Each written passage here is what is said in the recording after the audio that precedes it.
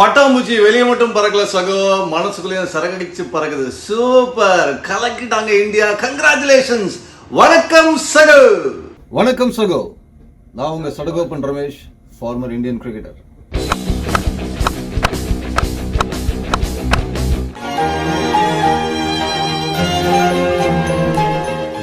என்ன வேணா சொல்லுங்க, இந்தியா வர்சஸ் இங்கிலாந்து செமிஃபைனல் அப்படின்னா லைட்டா ஜொரம் அடிக்கிற மாதிரி ஒரு ஃபீலிங் இருந்தது. ஏன்னா மழை கிழான்னாங்க, என்னப்பா எப்பா பார்த்தாலும் மழைனா என்ன அது அப்படின்ற மாதிரி.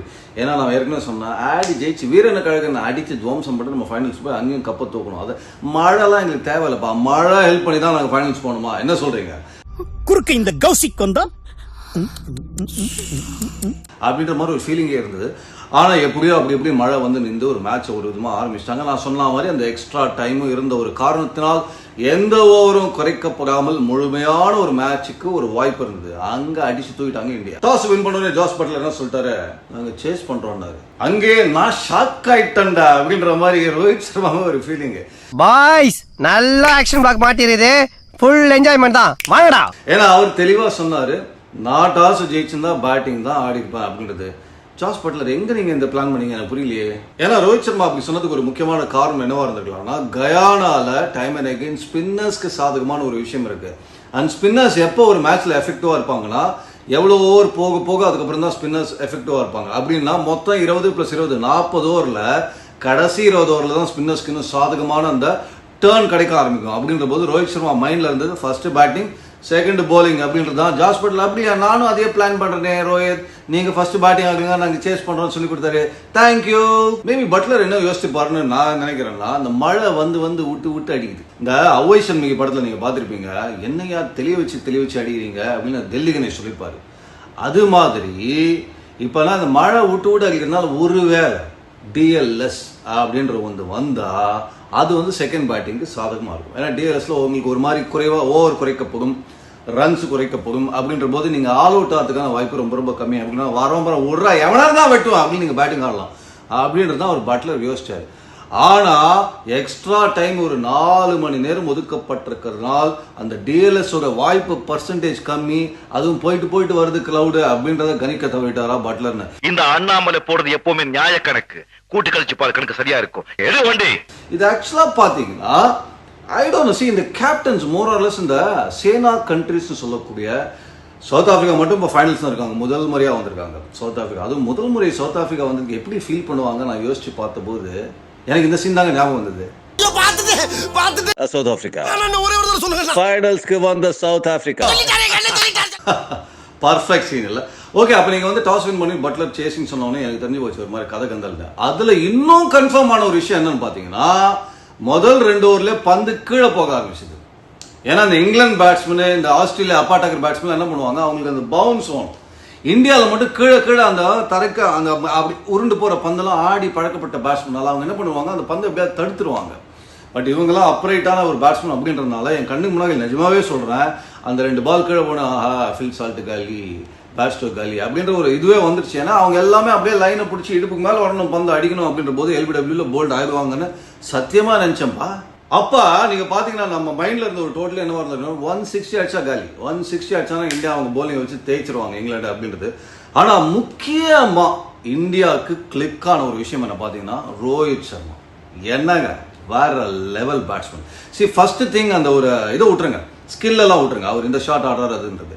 எப்பவுமே ஒரு கேப்டன் ரொம்ப அக்ரெசிவான ஒரு கேப்டனா இருக்கும்போது, அவரும் மிக திறமையான ஒரு பிளேயரா இருந்தா அவர் யாரையும் நம்ப வேணாம்.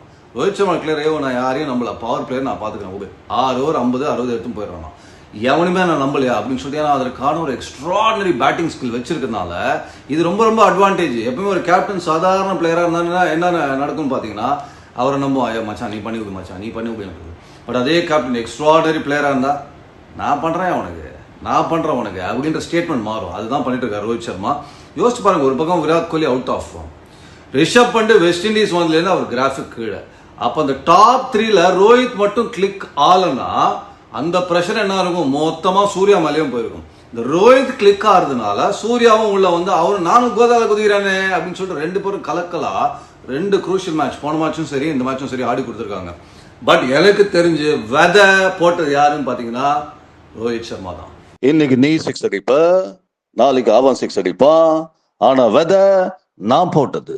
ஸோ இந்த மேட்ச்ல முக்கியமான அந்த பார்ட்னர்ஷிப் 70+ பார்ட்னர்ஷிப் வந்தது எங்கன்னு பார்த்தீங்கன்னா ரோஹித் சர்மா அண்ட் சூரியகுமார் யாதவ். அது மட்டும் நடக்கலன்னா ஒரு மாதிரி பட்லரோட மைண்டில் என்ன இருந்திருக்கணும்னா ஒரு 150 வரைக்கும் நம்ம பண்ணலாம். பட் விக்கெட்டை பார்க்க அவர் தெரிஞ்சு போச்சு 160 போனால் அபாயம் இருக்குன்னு சொல்லிட்டு அந்த 160 170க்கு வதை போட்டது யாருன்னு பார்த்தீங்கன்னா நம்ம பயபுள்ளாங்க தான் ரோஹித் சர்மா அண்ட் சூரியகுமார் யாதவ் கலக்கிட்டாங்க.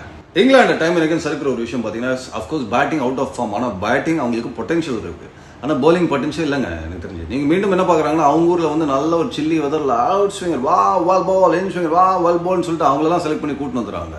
அவங்க எங்கே வந்து போட்டால் பந்து நேராக கோடு கிச்சும் போகும்போது தலையை சொல்லிடுறாங்க என்னடா பண்ணுறது அப்படின்னு. ஏன்னா வேரியேஷன்ஸ் இல்லை, வேறு ஆப்ஷன்ஸ் இல்லை அவங்கக்கிட்ட. நீங்கள் பார்த்தீங்கன்னா ஆர்ச்சர்லாம் எடுத்துக்கோங்க. ஆர்ச்சர் செம போலர், எனக்கு ரொம்ப பிடிச்ச ஒரு போலர். ஆனால் ஆர்ச்சர் வெளில வந்தாருன்னா கஷ்டப்படுறாரு, அதான் உண்மை. அவர் ஒரு பும்ரா கேட்டகரியில் நம்ம போடவே முடியாது, பும்ரா கேட்டகரியில் யாருமே போட முடியாது. பட் ஆர்ச்சரை நம்பி வந்தாங்கன்னா இந்த மாதிரி வெள்ள கண்டிஷன்ஸில் கஷ்டப்படுறாங்க இங்கிலாந்து. மார்க்வுட் எக்ஸ்பென்சிவாக இருந்திருக்காரு. கிறிஸ் ஜார்டன் அவர் பதிலாக உள்ளே வந்தீங்கன்னா அவர் விக்கெட்ஸ் மட்டும் பார்த்து ஏமாந்து எடுத்துடுறாங்க. ஆனால் எல்லா வாட்டியும் அவர் 10 ரன் கொடுத்துட்டு தான் வீடு அடிக்கிறார். 2 சிக்ஸர், ஒரு 6 ஒரு 4 கொடுத்துட்டு ஒரு விக்கெட் எடுத்துக்கிறார். அந்த விக்கெட்டுக்கு செலிப்ரேட் பண்ணி கைத்தட்டு போயிடறாங்க. அப்போ ரன்ஸ் கொடுத்து விக்கெட் எடுக்கிறதுல என்ன பயன் நீங்கள் சொல்லுங்கள். அப்புறம் பார்த்தீங்கன்னா ரீஸ்டாப்லேயே அப்படி சாம் கரன் சொல்லவே வேணாம். சாம் கரன் ஆனஸ்டாக நான் சொல்கிறேன், நம்ம சையத் முஸ்டாக்லேயே ரன் கொடுப்பாரு, அந்த மாதிரி தான் போலிங் போட்டுட்ருக்காரு. பேட்டிங்லேயும் ஃபார்மில் இல்லை. அப்படின்ற போது எனக்கு தெரிஞ்ச இந்த போலிங் என்டையர் இது அவங்க மாற்றினா தான் இங்கிலாந்து மீண்டும் ஒரு வலுவான சைடாக மாற்றுக்கு வாய்ப்பு இருக்குது. ஆனால் 2 பேர் செம்மையாக போட்டாங்க. யாருன்னு பார்த்தீங்கன்னா அதில் ரஷீத் செம்ம போலருங்க. அதே மாதிரி லிவிங்ஸ்டன் ரொம்ப எஃபெக்டிவ் போலராக மாறிட்டு இருக்காரு. இவங்க 2 பேருமே 8 ஓவரில் கொடுத்த ரன் என்ன எவ்வளோன்னு பார்த்தீங்கன்னா 49 ரன். யோசிச்சு பாருங்க, இந்தியா ஸ்பின்னர்ஸ்னால் எவ்வளோ சிம்ம சொப்பனமான ஒரு பேட்ஸ்மேன் கதறதை அடிப்பாங்க. அப்படிப்பட்ட இந்தியன் டீமுக்கு 2 ஸ்பின்னர்ஸ் 8 ஓவரில் 49 ரன் கொடுத்துருக்காங்க. அப்படின்ற பொழுது hats off to them. In fact அந்த 170 200 போகாமல் இருக்கிறதுக்கு அந்த தடைக்கல் போட்டது யாருன்னா இந்த 2 ஸ்பின்னர்ஸ். மற்ற எல்லாரும் வாங்கிட்டாங்க. இப்போ 2 ஸ்பின்னர்ஸ் உங்ககிட்ட நல்லா பண்ணியிருக்காங்க. அப்படின்ற போது மொயின் அலி ஏன் பயணப்படுத்தலை? இந்த விக்கெட்டில் ஸ்பின்னுக்கு டேர்ன் இருந்தது இல்லையா? ஜாஸ் பட்லர் நிறைய தவறு பண்ணியிருக்காரு கேப்டன்சி. நீங்கள் பார்த்தீங்கன்னா டாஸ்லேருந்து அவர் வந்து மொயின் அலியே பியூர் பேட்ஸ்மேனாக ஆடிட்டு இருக்காரு. லிவிங்ஸ்டோனும் மோரால்ஸ் போலராக ஆடிட்டு இருக்காரு. இது மாதிரி ஒரு கேப்டன்சி ப்ராபப்ளி அவர் வந்து ஆஸ்திரேலியா இங்கிலாந்து அந்த மாதிரி கண்டிஷன்ஸுக்கு டீம் தானே நல்லா விளாகுது, அவர் நல்ல கேப்டன் மாதிரி தெரிகிறாரு. பட் இங்கெல்லாம் வந்தீங்கன்னா உங்களோட கேப்டனோட ஸ்ட்ராட்டஜி அவர் எந்த மாதிரி யோசிக்கிறாருன்றது ஒரு எக்ஸ்போஸ் ஆகும். அதில் எக்ஸ்போஸ் ஆகிட்டு இருக்காரு ஜாஸ் பட்லர். எனிவே இப்போ நீங்கள் பார்த்தீங்கன்னா மீண்டும் ஆரம்பம் பேட்டிங்கில் அவர் தாங்க நான் தான் டாஸ் வின் பண்ணி சேஸ்ன்னு சொன்னேன், நானே வின் பண்ணி கொடுக்குறேன் அப்படின்றது ஒரு ட்ரை பண்ணார், முயற்சி பண்ணார். அங்கே வந்து நின்றாரியா ஸ்டாப் அப்படின்னு சொன்னது யாருன்னு பார்த்தீங்கன்னா அக்ஷர் பட்டேல். அக்ஷர் பட்டேல் முதல்ல பார்த்தீங்கன்னா டீமில் இருந்திருக்கவே மாட்டார். ஐபிஎல்ல செம்மையாக பண்ணார். கடைசியில் லேட் என்ட்ரியாக வந்தாலும் லேட்டஸ்ட்டாக வந்திருக்காரு, நம்ம சொல்லி ஆகணும்.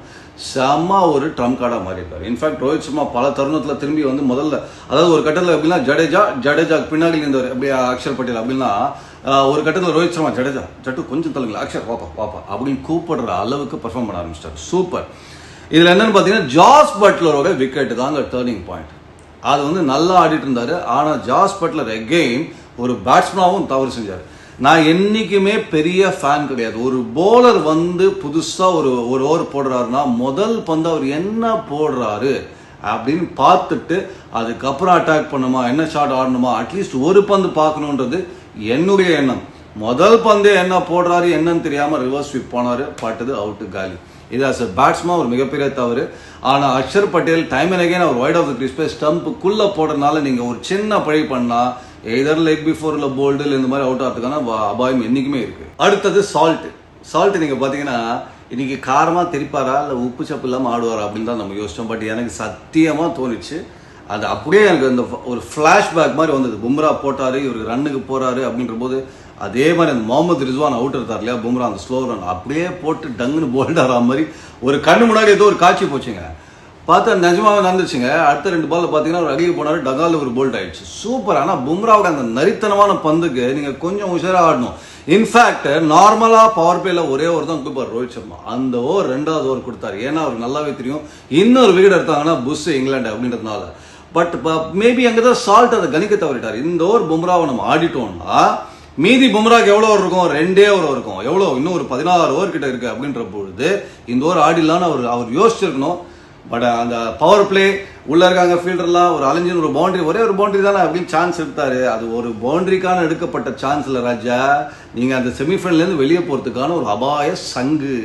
அப்புறம் பேர்ஸ்டோ வந்தார் சென்றார். மொயின் அலி ஒரு ஃபனி டிஸ்மிஸல், அவருக்கு வந்து எங்க போச்சுன்னே தெரியல. பார்த்தா டபால்னு ரிஷப் பண்ட் சூப்பரா அடிச்சிட்டாரு. அந்த கட்டத்தில் மேட்ச் ஓவருங்க. எனக்கு தெரிஞ்ச ஒரு 46 for 4 7 ஓவரில் அப்படின்ற போது ரன்னும் தேவை, விக்கெட்ஸும் கையில் இல்லைன்ற போது இங்கிலாந்து காலி.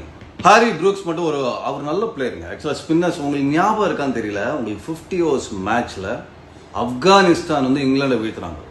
மறக்க முடியுமா அந்த நாள் அப்படின்ற மாதிரி டெல்லியில் உங்களுக்கு ஞாபகம் இருக்கும். டேர்னிங் ட்ராக் அந்த மேட்சும் டாஸ் வின் பண்ணி பட்லர் சேசிங் சொன்னார். ஞாபகம் வச்சுக்கோ, பட்லர் நிறையா சொதப்பிருக்காரு டாஸ்ல. இந்த வேர்ல்டு கப்ல மிச்சல் மார்ஷ் என்ன தவறு செய்தாரோ அது மாதிரி நிறைய முறை பண்ணியிருக்காரு பட்லர். இன்ஃபேக்ட் ஆப்கானிஸ்தான பலம் என்ன, ஸ்பின்னர்ஸ். அன்னைக்கு டெல்லியில் கொடுக்கப்பட்ட விக்கெட்டு ஸ்பின்னர்ஸ்க்கு சாதகமான ஒரு விக்கெட்டு. ஆனால் சேஸ் பண்ணுறோன்னு எடுத்தாரு பட்லர். அது ஒரு மிகப்பெரிய அப்செட். அந்த டர்னிங் ட்ராக்ல எல்லா இங்கிலாந்து பேட்ஸ்மேனும் கக்குன போது அந்த ஆப்கானிஸ்தான் ஸ்பின்னர்ஸ் எகென்ஸ்டா நல்லா ஆடின ஒரே பேட்ஸ்மேன் ஹாரி ப்ரூக்ஸ். டர்னிங் ட்ராக்ல அற்புதமா ஆடக்கூடிய ஒரு பிளேயர். ஸோ அவர்லாம் மேலே வந்துருக்கணும் என்னை பொறுத்த வரைக்கும் பேட்டிங்ல. அது எகெயின் ஒரு ஸ்ட்ராட்டஜிக் மிஸ்டேக் பண்ணியிருக்காங்க இங்கிலாந்து. இப்போ இன்னொரு பிளேயரை பத்தி நம்ம பேசி ஆகணும், குல்தீப் யாதவ். அமெரிக்காவில் பார்த்தீங்கன்னா எனக்கு கண்டுக்கவே மாட்டேங்கிறீங்களே ரோஹித் அண்ணே அப்படின்னு கேட்டது. வெயிட் பண்றா தம்பி, நியூயார்க்ல யாரு பட்டாலும் வீடு எடுக்கிறாங்க, நீ எனக்கு தேவை கிடையாது, நீ எங்க தரமா தேவை அங்கே அப்படின்ற மாதிரி. வெஸ்ட் இண்டீஸ் லேண்ட் ஆகணும், டே ரெடியா நீ மச்சான் ஷோல்டர்லாம் வார்ம் பண்ணிக்க, இனிமேல் நீ தான் எங்க துருப்பிச்சிருக்கணும் இறங்கினார் பாருங்க. அது ஒரு மிகப்பெரிய கேம் சேஞ்சர்.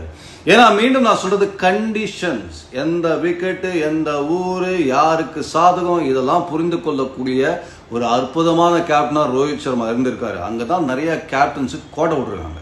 அவரும் நான் எப்பவும் ரெடி பந்த கொடுங்க அப்படின்ற மாதிரி செம போலிங் போட்டார். இன்ஃபேக்ட் குல்தீப் யாதவ்லாம் ரிதம்ல வந்தா எவ்வளவு பெரிய எக்ஸ் ஃபேக்டரா இருக்கான்னு சொல்லிட்டு ரெண்டு பேரும் ஆன் தர் பெஸ்ட் டே சால் அண்ட் குல்தீப்னு வச்சீங்கன்னா, பேட்டர் கிட்ட கேட்டீங்கன்னா நீங்க யாரை ஃபேஸ் பண்ண விரும்புறீங்கன்னா நான் சால் ஆட்டு போறேன்னு. குல்தீப் கொஞ்சம் குழப்பமா இருக்கு, உள்ள வருதா வெளில போதான்ற மாதிரி ஒரு கன்ஃபியூஷன் இருக்குன்னு சொல்லுவாங்க. அந்த அளவுக்கு ஒரு அட்டகாசமான போலர். லென்த்தை பிடிச்சிட்டாருன்னா டீம் லென்த்தா போகுது பார்த்தீங்களா, ஃபைனல்ஸ் வரைக்கும் வந்துட்டாங்க. சூப்பர் குல்தீப். சில ஊருக்குலாம் போனீங்கன்னா ஏற்கனவே அந்த ஊருக்கு வந்தவங்களை பார்த்து இந்த தெருக்கு எப்படி இங்கே போகணும் அப்படின்னு வழி கேட்டா அப்படி போய் ரைட் எடுத்து லெஃப்ட் எடுப்பா அப்படின்ற மாதிரி ஒரு வழி சொல்லுவாங்களா. அது மாதிரி யூஎஸ்ஏ போய் வெஸ்ட் இண்டீஸ் வந்து ஃபைனல்ஸ்க்கு என்ன வழி அப்படின்னு கேட்டு இந்தியா அழகாக வந்து ஃபைனல்ஸில் உட்காந்துட்டாங்க. சூப்பர். இந்தியான்றதை மறந்துட்டு India most deserving. India versus England ரெண்டு டீம்ல பார்த்துருந்தீங்கன்னா இந்தியா தான் ஃபைனல்ஸ்க்கு போயிருக்கணும். அதற்கு காரணம் ஏன்னு சொல்றேன் பாருங்க. இந்த வேர்ல்டு கப்ல பாத்தீங்கன்னா நிறைய சின்ன சின்ன டீம்ஸ் பார்ட்டிசிபேட் பண்ணிருக்காங்க கரெக்டா. அப்படின்ற போது நீங்க மேக்ஸிமம் 2-3 சைடு தான் ஸ்ட்ராங்கஸ்ட் சைடை நீங்க மீட் பண்ணிருப்பீங்க. நீங்க ஒரு வலுவான அணியா இருந்தா இன்னொரு பக்கம் 3 வலுவான அணியை தான் நீங்க மீட் பண்ணிருப்பீங்க. ஃபைனல்ஸ் வரைக்கும் போனீங்கன்னா மேக்ஸிமம்னு வச்சுக்கோங்க, இல்ல 4ன்னு வச்சுக்கோங்க மேக்ஸிமம். அப்ப இந்தியா யாரெல்லாம் அடிச்சிருக்காங்க பாருங்க. பாகிஸ்தான் வச்சாங்க, ஆஸ்திரேலியாவை தெரிய விட்டாங்க, அப்புறம் இப்போ இங்கிலாண்டை அடிச்சிருக்காங்க. அப்படின்ற போது 3 வலுவான சைடு அடிச்சுட்டு கெத்தா உள்ள போயிருக்காங்க ஃபைனல்ஸ்ல. இதே இங்கிலாந்து பக்கம் எடுத்து பாருங்களேன். இங்கிலாந்து வந்து ஆஸ்திரேலியாவுக்கு உத வாங்கினாங்க, ஓகேவா. சவுத் ஆப்பிரிக்காவுக்கு உத வாங்கினாங்க, இந்தியாவுக்கு உத வாங்கிருக்காங்க. இதுல நிறைய சின்ன சின்ன டீம்ஸ் இருக்கு. அப்பப்பதான் ஸ்ட்ராங்கர் சைடு நீங்க ஆடும்போது அந்த ஸ்ட்ராங்கர் சைடோட கன்சிஸ்டண்டா தோற்றுருக்காங்க இங்கிலாந்து. பட் நான் சொன்ன மாதிரி நிறைய மாற்றங்கள் இங்கிலாந்துக்கு கண்டிப்பாக வரும். ஏன்னா 50 ஓவர்லும் சொதப்பிருக்காங்க பயங்கரமாக. பார்த்தீங்கன்னா 20 ஓவர்லும் சொதப்பிருக்காங்கன்ற போது ஜாஸ் பட்லர் ஒரு கேப்டன்சி ஒரு கேள்விக்குறியாக வரும் கண்டிப்பாக. நிறைய வந்து அவங்க புது முகங்களுக்கு போக வேண்டிய ஒரு ஹாரி ப்ரூக்ஸ் மாதிரி யங் டேலண்ட்டுக்கெல்லாம் நிறைய போக வேண்டிய ஒரு கட்டம் வந்தாச்சு ஃபார் இங்கிலாந்து. பட் இந்தியா அடிச்சு துவைக்கிறாங்க. அங்கே சவுத் ஆப்பிரிக்கா முதல் முறையாக வந்திருக்காங்க, ஃபைனல்ஸில் வெயிட் பண்ணிட்டு இருக்காங்க. அவங்களுக்கு தலையும் புரியல காலும் புரியல. எப்பா நானான்னு என்னென்ன கிள்ளி பார்த்துக்கிறாங்க. நீங்கள் தான் ரொம்ப நாளாகவே நீங்கள் நல்ல டீம் தான் ஏதோ மைண்டில் வச்சு பிளாக் ஆகி. ஆனால் நான் இப்பவும் சொல்கிறேன், ஆஸ்திரேலியா நீங்க வந்து வாழ்க்கையில எப்பவுமே ஜெயிக்கிறவன் ஒரு முறை தோத்தானா எப்பவுமே தோக்குறான் பாருங்க, அவனுக்கு ஒரு முறை ஜெயிக்கிறதுக்கான ஒரு வாய்ப்பு வரும். அது மாதிரி எப்பவுமே கப்படிக்கிற ஆஸ்திரேலியா ஆப்கானிஸ்தானோட தோத்ததுனால அதே ஆப்கானிஸ்தானோட எப்பவுமே தோக்குற சவுத் ஆப்பிரிக்காவுக்கு ஃபைனல்ஸ் வரைக்கும் வந்து ஜெயிக்கிறதுக்கான ஒரு வாய்ப்பு கிடைச்சிருக்கு. பட் இந்தியா அடிச்சு நொறுக்கிட்டு இருக்காங்க. அது போக பார்த்தீங்கன்னா சவுத் ஆப்பிரிக்கா லைட்டா வெறுக்கவே ஆரம்பிச்சிருக்கு. ஏன்னா ஆஸ்திரேலியா இங்கிலாந்துல ஏறி வீசிட்டு உள்ள வந்திருக்காங்க அப்படின்ற பொழுது அது ஒரு எக்ஸைட்டிங் ஃபைனலாக இருக்கான்றதை பார்ப்போம். பட் எனக்கு தெரிஞ்ச ஆல் த வே இந்தியாங்க 3வது முறை உள்ள வந்திருக்கோம். ஃபர்ஸ்ட் முறை தூக்கியாச்சு, செகண்ட் முறை கொஞ்சம் கை நழுவி போச்சு, 3வது முறை ராஜா நோ சான்ஸ் அப்படின்ற மாதிரி ரோஹித் சர்மா உள்ள வந்திருக்காரு. எனிவே நன்றி சகோ, உங்களோட சப்போர்ட்டு, உங்களோட ஆதரவுக்கு, உங்களோட பேஷன்ஸுக்கு எல்லாத்துக்குமே ரொம்ப ரொம்ப நன்றி. ஷேர் பண்ணுங்க, சப்ஸ்கிரைப் பண்ணுங்க, பெல் பட்டன் தட்டுங்க, டக் டிக் டிக் எல்லாத்தையும் பண்ணுங்க. Okay, have a nice day சகோ.